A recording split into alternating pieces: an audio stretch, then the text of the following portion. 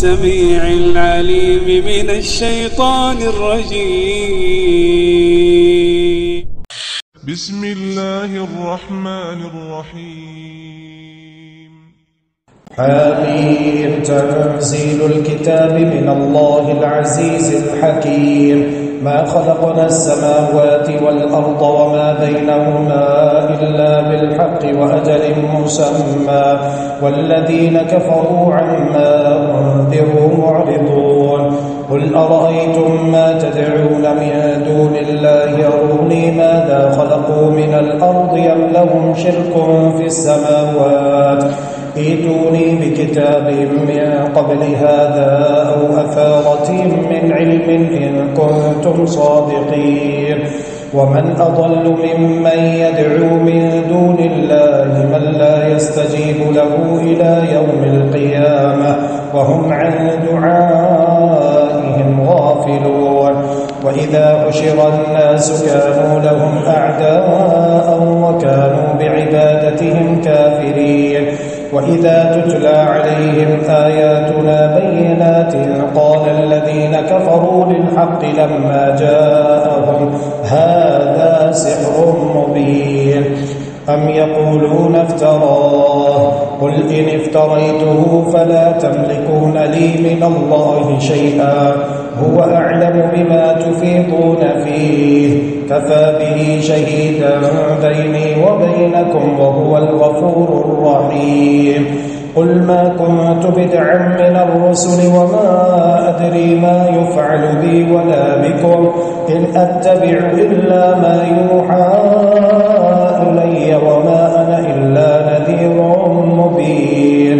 قل أرأيتم إن كان من عند الله وكفرتم به وشهد شاهد من بني إسرائيل على مثله فآمن واستكبرتم إن الله لا يهدي القوم الظالمين. وقال الذين كفروا للذين آمنوا لو كان خيرا ما سبقونا إليه وإذ لم يهتدوا به فسيقولون هذا إفك قديم. ومن قبله كتاب موسى إماما ورحمة وهذا كتاب مصدق لسانا عربيا لينذر الذين ظلموا وبشرى للمحسنين. إن الذين قالوا ربنا الله ثم استقاموا فلا خوف عليهم ولا هم يحزنون. أولئك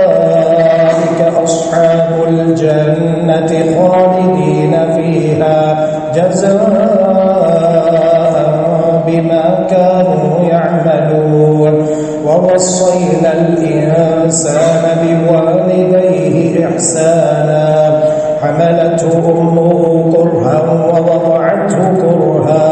وحمله وفصاله 30 شهرا حتى إذا بلغ أشده وبلغ 40 سنة قال رب أوزعني أن أشكر نعمتك التي أنعمت علي وعلى والدي وأن أعمل صالحا ترضاه وأصلح لي في ذريتي إني تبت إليك وإني من المسلمين. أولئك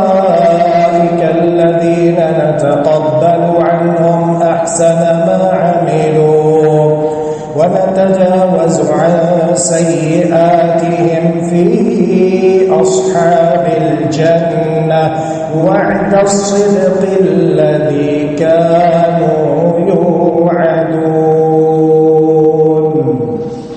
والذي قال لوالديه أف لكما أتعدانني أن أخرج وقد خلت القرون من قبلي وهما يستغيثان الله ويلك آمن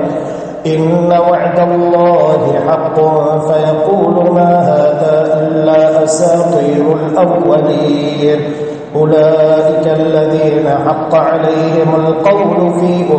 قد خلت من قبلهم من الجن والإنس إنهم كانوا خاسرين ولكل درجات مما عملوا وليوفيهم أعمالهم وهم لا يظلمون ويوم يعرض الذين كفروا على النار أذهبتم طيباتكم في حياتكم الدنيا واستمتعتم بها فاليوم تجزون عذاب الهون بما كنتم تستكبرون في الأرض بغير الحق وبما كنتم تفسقون واذكر أخا عاد إذ أنذر قومه بالأحقاف وقد خلت النذر من بين يديه ومن خلفه ألا تعبدوا إلا الله إني أخاف عليكم عذاب يوم عظيم قالوا أجئتنا لتأفكنا عن آلهتنا فأتنا بما تعدنا إن كنت من الصادقين قال إنما العلم عند الله وأبلغكم ما أرسلت به ولكني أراكم قوما تجهلون فلما رأوه عارضا مستقبل أوديتهم قالوا هذا عارض ممطرنا بل هو ما استعجلتم به ريح فيها عذاب أليم تدمر كل شيء بأمر ربها فأصبحوا لا يرى إلا مساكنهم كذلك نجزي القوم المجرمين ولقد مكناهم في ماء مكناكم فيه وجعلنا لهم سمعا وأبصارا وأفئدة فما أغنى عنهم سمعهم ولا أبصارهم ولا أفئدتهم من شيء إذ كانوا يجحدون بآيات الله وحاق بهم ما كانوا به يستهزئون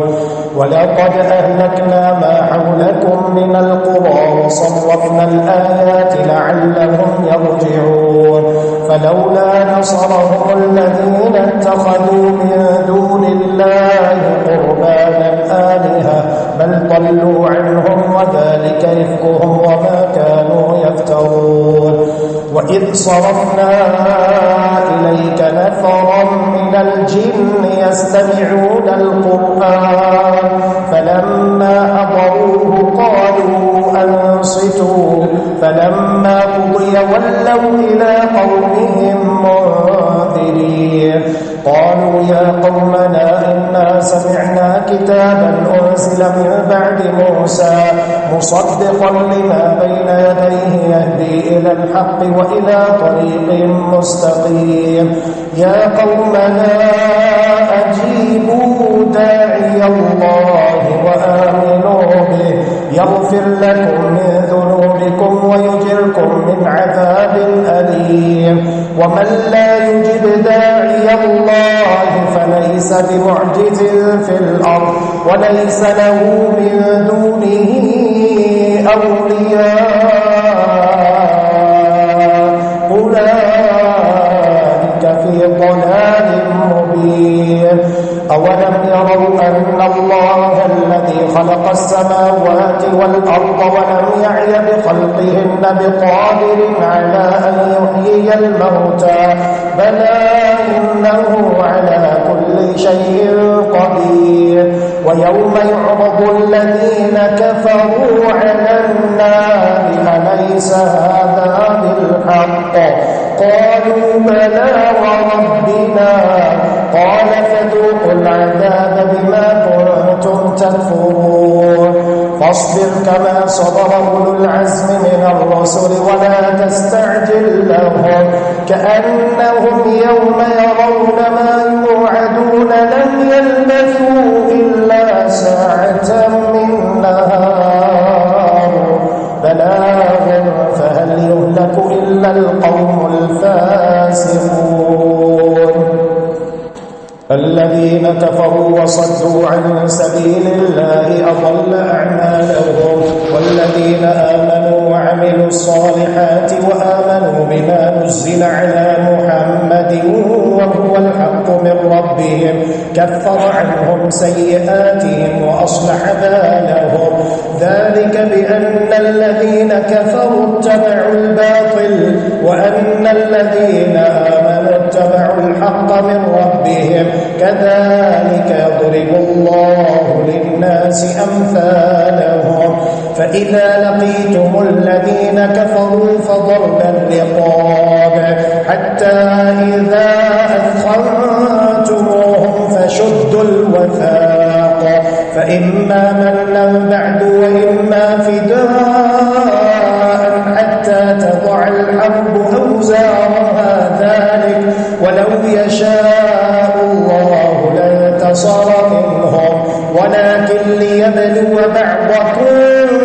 ببعض والذين قتلوا في سبيل الله فلن يضل أعمالهم سيهديهم ويصلح بالهم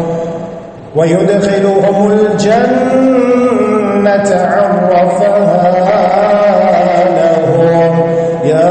أيها الذين آمنوا إن تنصروا الله ينصركم ويثبت أقدامكم والذين كفروا فتعسا لهم وأضل أعمالهم ذلك بأنهم كرهوا ما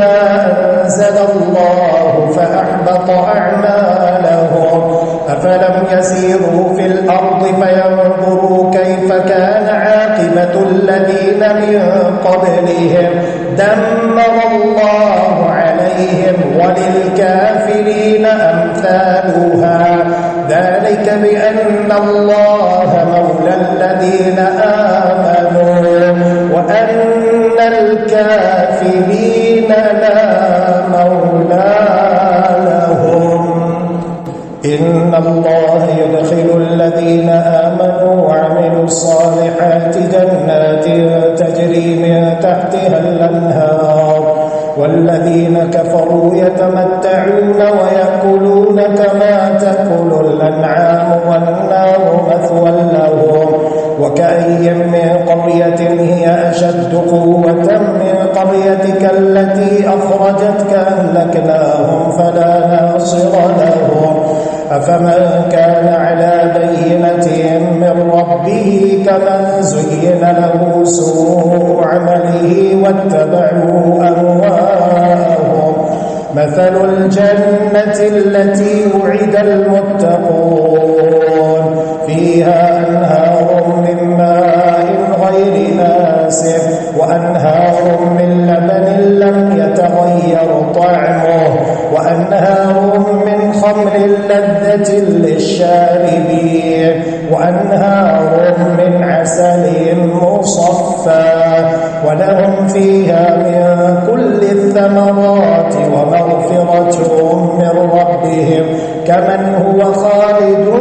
في النار وسقوا ماء حميما فقطع أمعاءهم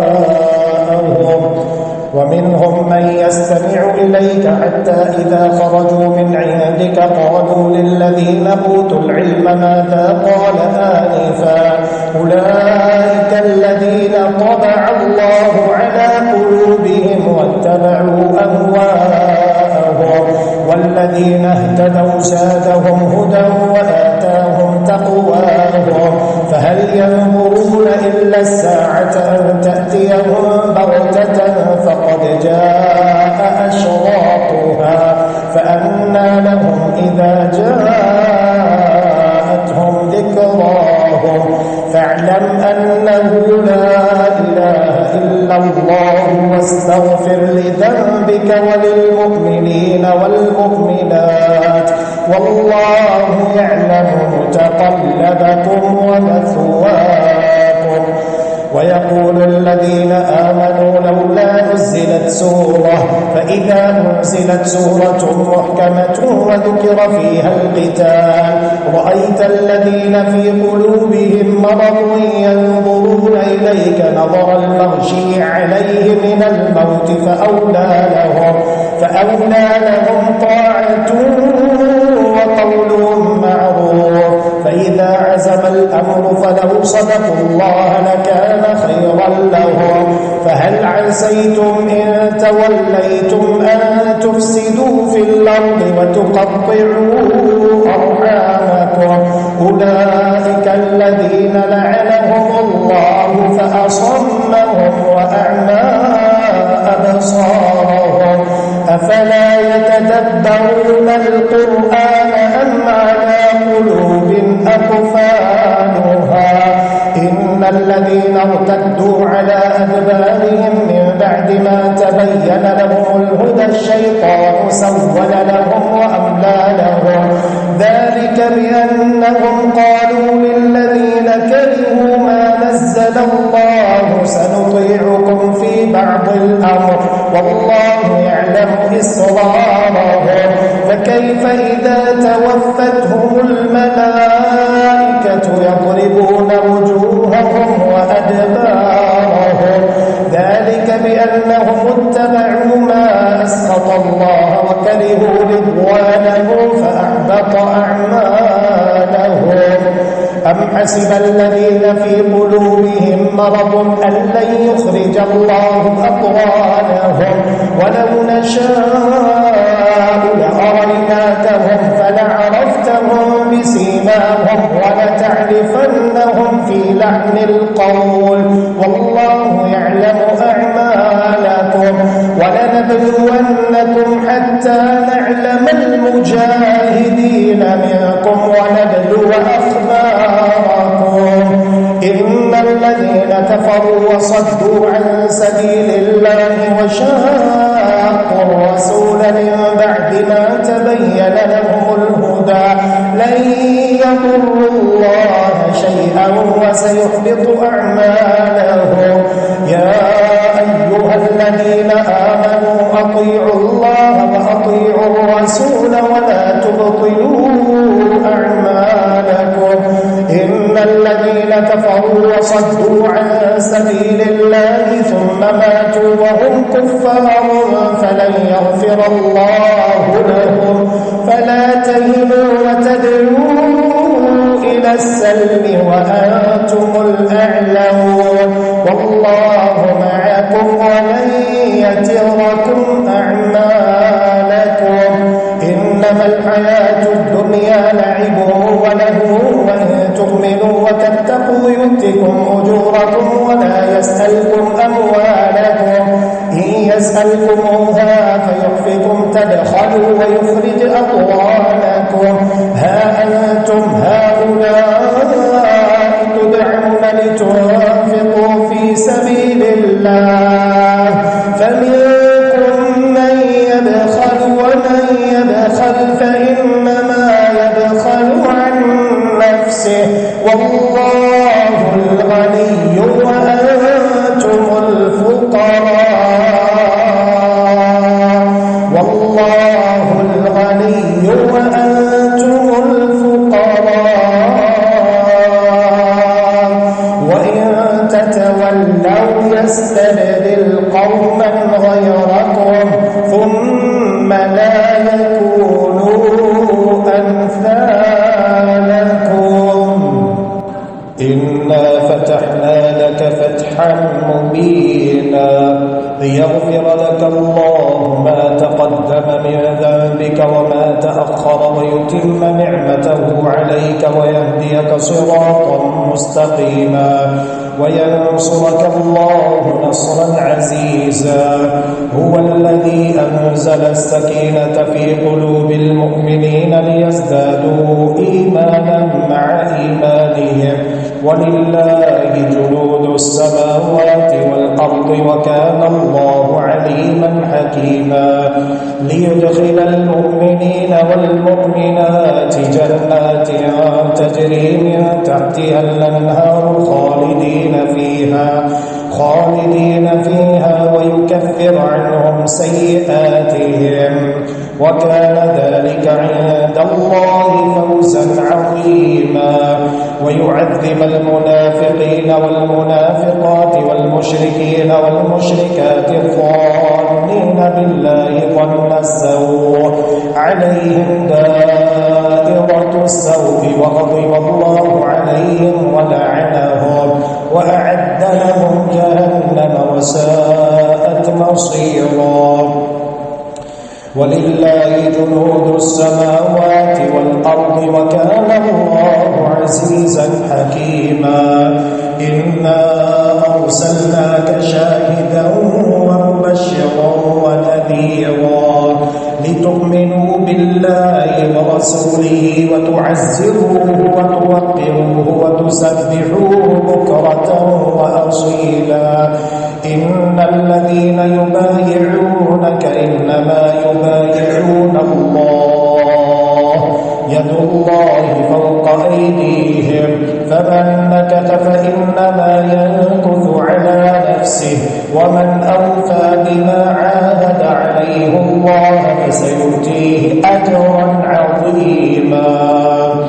سيقول لك المخلفون من الأعراب شغلتنا أموالنا وأهلنا فاستغفر لنا. يقولون بألسنتهم ما ليس في قلوبهم قل فمن يملك لكم من الله شيئا إن أراد بكم ضرا أو أراد بكم نفعا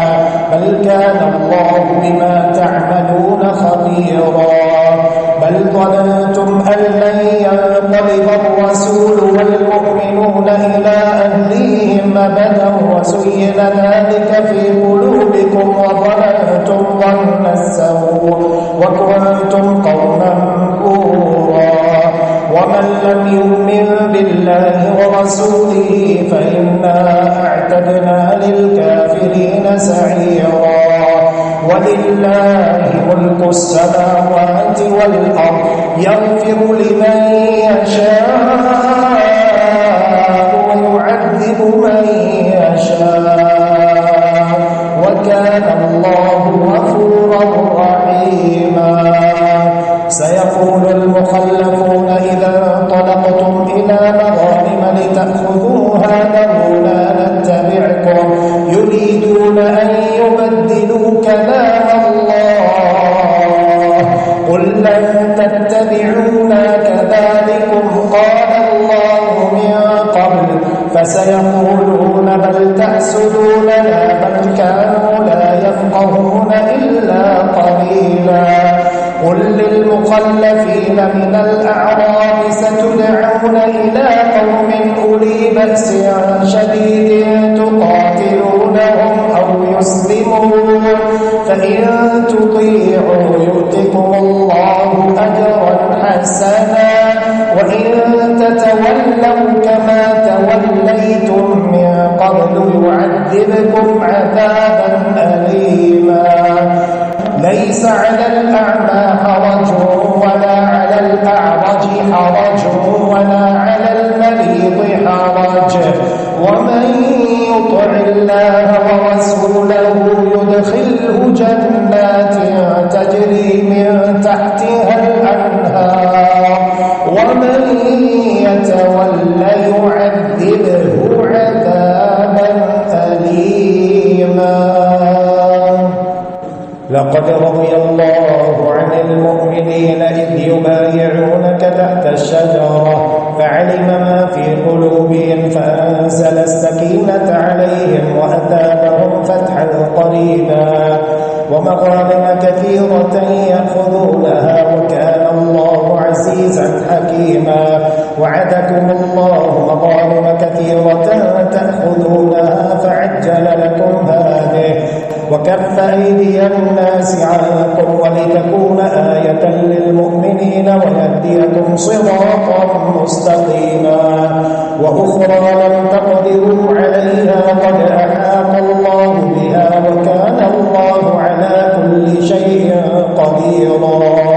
ولو قاتلكم الذين كفروا لولوا الأدبار ثم لا يجدون وليا ولا نصيرا. سنة الله التي قد خلت من قبل ولن تجد لسنة الله تبديلا. وهو الذي كف أيديهم عنكم وأيديكم عنهم ببطن مكة من بعد أن أظفركم عليهم وكان الله بما تعملون بصيرا. هم الذين كفروا وصدوكم عن المسجد الحرام والهدي معكوفا أن يبلغ محله ولولا رجال مؤمنون ونساء مؤمنات لم تعلموهم أن تطؤوهم فتصيبكم منهم معرة بغير علم ليدخل الله في رحمته من يشاء لو تزينوا لعذبنا الذين كفروا منهم عذابا أليما إذ جعل الذين كفروا في قلوبهم الحمية حمية الجاهلية فأنزل الله سكينته على رسوله وعلى المؤمنين وألزمهم كلمة التقوى وكانوا أحق بها وأهلها وكان الله بكل شيء عليما لقد صدق الله رسوله الرؤيا بالحق لتدخلن المسجد الحرام إن شاء الله آمنين محلقين رؤوسكم ومقصرين لا تخافون فعلم ما لم تعلموا فجعل من دون ذلك فتحا قريبا هو الذي أرسل رسوله بالهدى ودين الحق ليظهره على الدين كله وكفى بالله شهيدا محمد رسول الله والذين معه أشداء على الكفار رحماء بينهم تراهم ركعا سجدا يبتغون فضلا من الله ورضوانا سيماهم في وجوههم من أثر السجود ذلك مثلهم في التوراة ومثلهم في الإنجيل كزرع أخرج شطأه فآزره فاستوى على سوقه يعجب الزراع ليغيظ بهم الكفار وعد الله الذين آمنوا وعملوا الصالحات منهم مغفرة وأجرا عظيما يا أيها الذين آمنوا لا تقدموا بين يدي الله ورسوله واتقوا الله إن الله سميع عليم يا أيها الذين آمنوا لا ترفعوا أصواتكم فوق صوت النبي ولا تجهروا له بالقول كجهر بعضكم لبعض أن تحبط أعمالكم وأنتم لا تشعرون إن الذين يغضون أصواتهم عند رسول الله أولئك الذين امتحن الله قلوبهم للتقوى لهم مغفرة وأجر عظيم إن الذين ينادونك من وراء الحجرات أكثرهم لا يعقلون ولو أنهم صبروا حتى تخرج إليهم لكان خيرا لهم والله غفور رحيم يا أيها الذين آمنوا إن جاءكم فاسق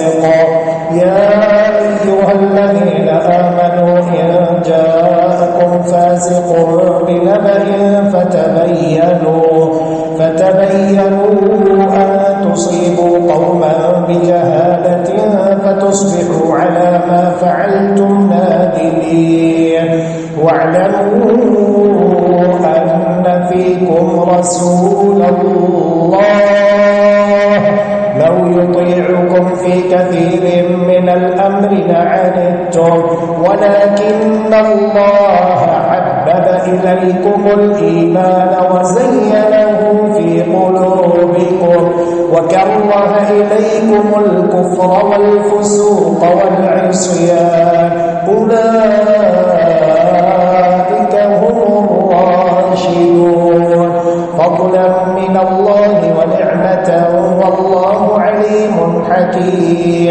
وإن طائفتان من المؤمنين اقتتلوا فأصلحوا بينهما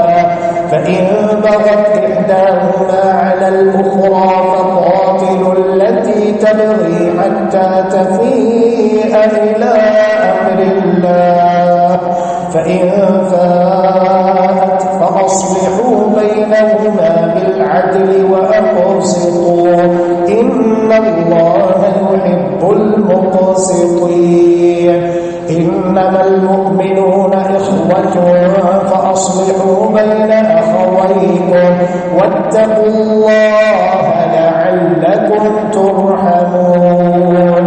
يا أيها الذين آمنوا لا يسخر قوم من قوم عسى أن يكونوا خيرا منهم ولا نساء من نساء عسى أن يكون خيرا منهن ولا تلمزوا أنفسكم ولا تنابزوا بالألقاب بئس الاسم الفسوق بعد الإيمان ومن لم يتب فأولئك هم الظالمون يا أيها الذين آمنوا اجتنبوا كثيرا من الظن إن بعض الظن إثم ولا تجسسوا ولا يغتب بعضكم بعضا أيحب أحدكم أن يأكل لحم أخيه ميتا فكرهتموه واتقوا الله إن الله تواب رحيم يا أيها الناس إنا خلقناكم من ذكر وأنثى وجعلناكم شعوبا وقبائل لتعارفوا إن أكرمكم عند الله يتقاكم إن الله عليم خبير قالت الأعراب آمنا قل لم تؤمنوا ولكن قولوا أسلمنا ولما يدخل الإيمان في قلوبكم وإن تطيعوا الله ورسوله لا يلدكم من أعمالكم شيئا إن الله غفور رحيم إنما المؤمنون الذين آمنوا بالله ورسوله ثم لم يرتابوا وجاهدوا بأموالهم وأنفسهم في سبيل الله أولئك هم الصادقون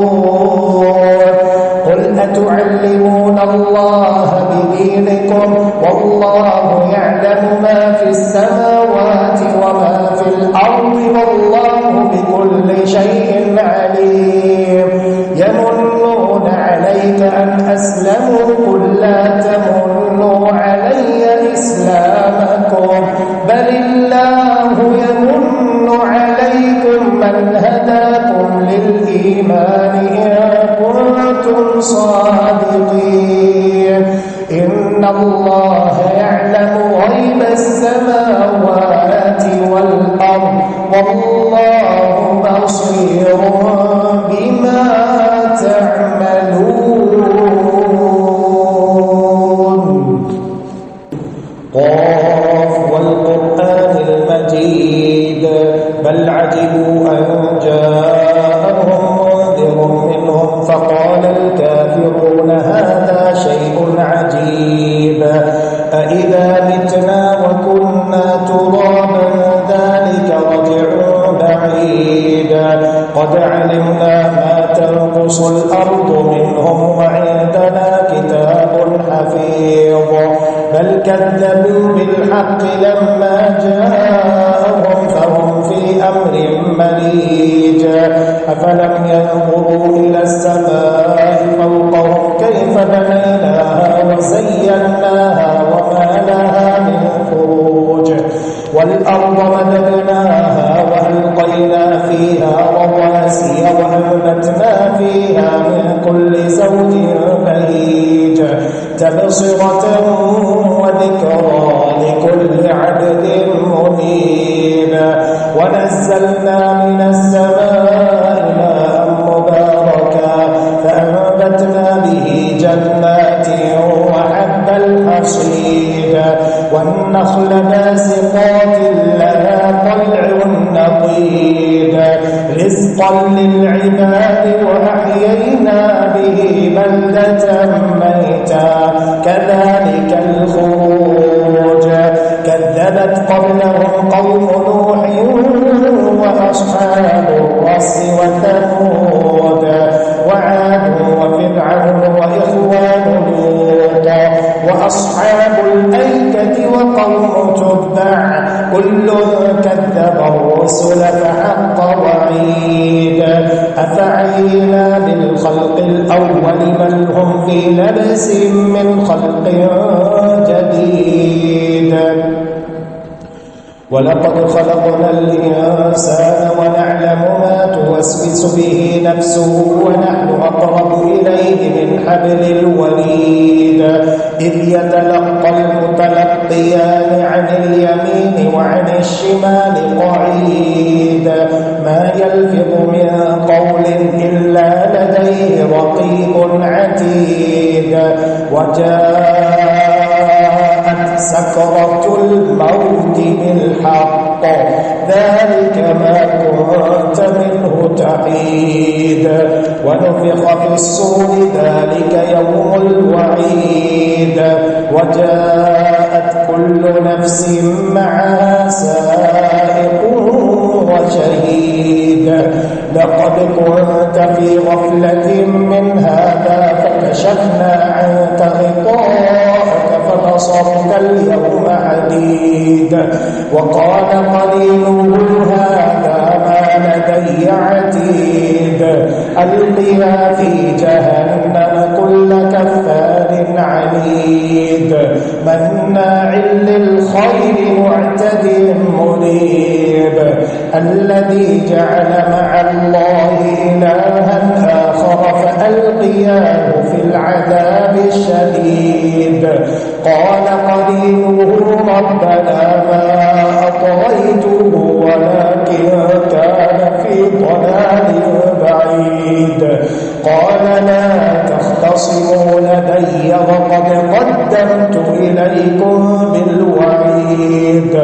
ما يبدل القول لدي وما أنا بظلام للعبيد.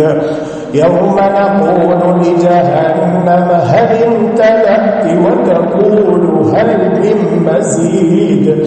وأزلفت الجنة للمتقين غير بعيد. هذا ما توعدون لكل أواب حفيظ من خشي الرحمن بالغيب وجاء بقلب منيب. ادخلوها بسلام ادخلوها بسلام ذلك يوم الخلود لهم ما يشاءون فيها ولدينا مزيد.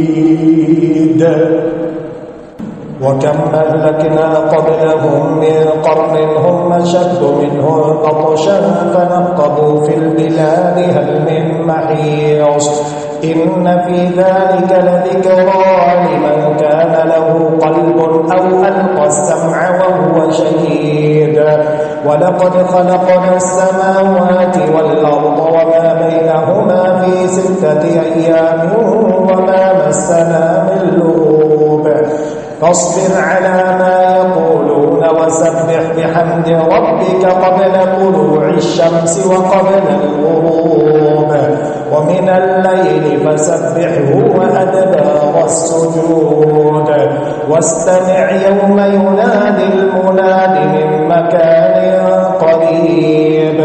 يوم يسمعون الصيحة بالحق ذلك يوم الخروج. إنا نحن نحيي ونميت وإلينا المصير يوم تشقق الأرض عنهم سراعا ذلك حشر علينا يسير نحن أعلم بما يقولون وما أنت عليهم بجبار فذكر بالقرآن من يخاف وعيد والذاريات ذروا فالحاملات وقرا فالجاريات يسرا فالمقسمات أمرا إنما توعدون لصادق وإن الدين لواقع والسماء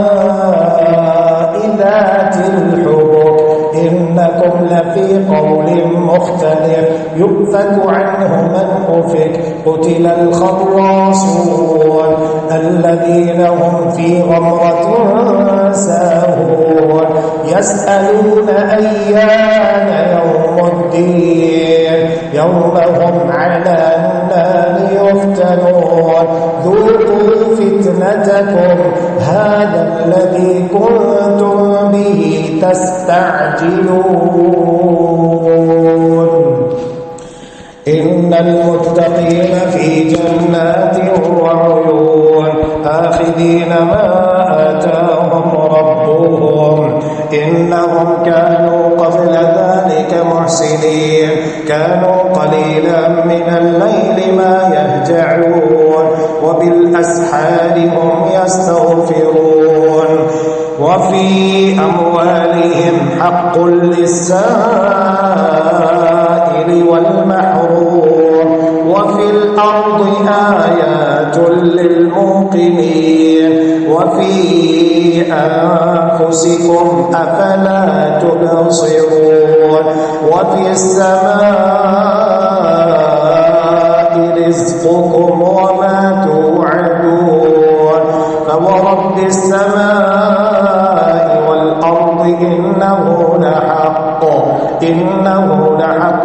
مثل ما أنكم تنطقون هل أتاك حديث ضيف إبراهيم المكرمين إذ دخلوا عليه فقالوا سلاما قال سلام قوم منكرون فراغ إلى أهله فجاء بعجل سمين فقربه إليهم قال ألا تأكلون فأوجس منهم خيفة قالوا لا تخف وبشروه بغلام عليم فأقبلت امرأته في صرة فصكت وجهها وقالت اللهم إنك عفو تحب العفو فاعف عنا